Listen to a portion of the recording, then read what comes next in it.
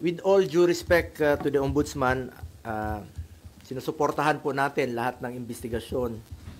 At isa po ang aking masasabi, I do not know the Discayas. Hindi ko po kilala. In fact, nung hearing, nung mga nakarambuan dito sa Senado, tinanong ko sila, ang mga Diskaya. Tinanong ko sila, meron ba kayong joint venture with the CLTG? Yes. Tapos na ba? They answered yes. Napapakinabangan na ba? Yes. So, dun po, nagkaroon po ako ng interest din bilang isang senador at miyembro po ng Blue Ribbon na kung may pagkukulang, pagkakamali, kung anomalous o substandard, panagutin nyo. Sinabi ko doon. Ako mismo ang willing po akong magkaso. Kasuhan natin yung mga dapat kasuhan. Kahit kamag-anak ko. I'm willing to be the complainant. Kung talagang meron silang pagkukulang. At may pagkukulang ang Diskaya, kasuhan nyo. Wala po akong pakialam. Gusto ko accountability. At I'm urging the Diskayas and lahat ng witnesses. Please lang, sabihin niyo yung totoo. Huwag ko kayong pumayag na ilihis po yung katotohanan. Kawawa yung Pilipino. Kawawa yung Pilipino.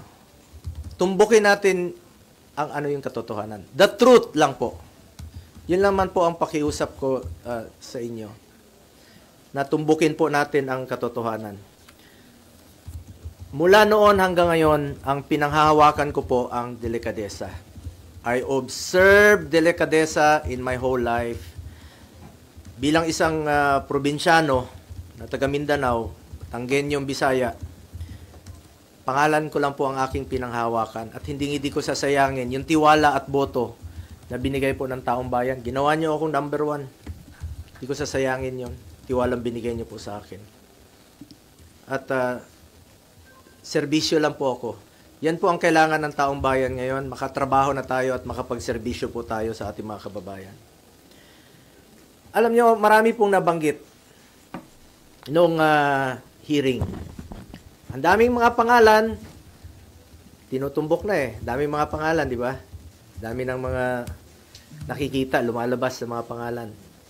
Ilan kongresista, ilan mga opisyales, tinutumbok na. Eh, sana naman, ituloy nyo na. Yun po ang gusto nating malaman. Ulitin ko, I am one with the Filipino people na alamin yung katotohanan. Tumbukin natin kung sino yung may kasalanan. Yung flood control ang issue dito. Yung ghost projects ang issue dito. Yung mga substandard projects ang issue dito. Mga anomalous projects ang issue dito. Panagutin natin ang dapat managot. Huwag tayong lumihis. Ano to? May cover up? Ano to? Para ilihis yung atensyon sa totoong may kasalanan? Totoo lamang po. I am for accountability. Dapat panagutin po ang dapat managot. Please lang, nakikiusap po ako, let's make those responsible. Let's make them accountable for all this mess. Panagutin po natin ang dapat panagutin. Balikan ko lang po yung sa Senado. Dami na pong na-mention. Dami pong na-mention about the Discayas. Umabot na nga tayo sa Ilocos Norte na mayroong proyekto doon. Umabot na sa NBI, may proyekto ang Discayas. Eh, yan ang maaring naging negosyo nila, makipag-joint venture, magpagamit po ng lisensya. Eh, kung may kasalanan, panagutin nyo po. Panagutin nyo. Panagutin po natin. Hindi ko po kilala ang mga Diskaya. Wala po akong kinalaman sa kanila at wala po akong pakialam sa mga Diskaya. Kasuhan nyo. Eh kung kamag-anak ko kasama dyan, nag-joint venture sila, noong 2017, umatras na nga eh. Hindi panagutin natin. I'm willing to be the complainant. Walang problema doon. Willing po ako na isa ako sa magiging complainant. Huwag niyo po ipahid sa akin ang dumi para kayo ang pumuti. Huwag naman po ang ganun. Panagutin natin ang dapat managot dito. At isa po tayo ang ating layunin. Managot po ang dapat managot. Ang dami na po nabanggit na kasama ng Diskaya, joint venture ng Diskaya. Yun ang imbestigahan. I am one with ICI. Secretary Vince ng DILG, I'm one with you. I'm one with the Ombudsman. Panagutin yan dapat panagutin. Kilala po ako ni Secretary Vince noon, paano ako magtrabaho. At hindi po ako nakikialam bilang isang public servant. Noon, government employee, 2001, 1998 pa po, sa congressional office ni former President, former Congressman, former Mayor Rodrigo Duterte. Nang naging mayor siya, isa lang po ang pinakiusap ko noon. Sabi ko, pag pumasok yung kamag-anak ko sa government transaction sa City Hall, I will resign. Pag pumasok sila sa Malacanang noon, I will resign.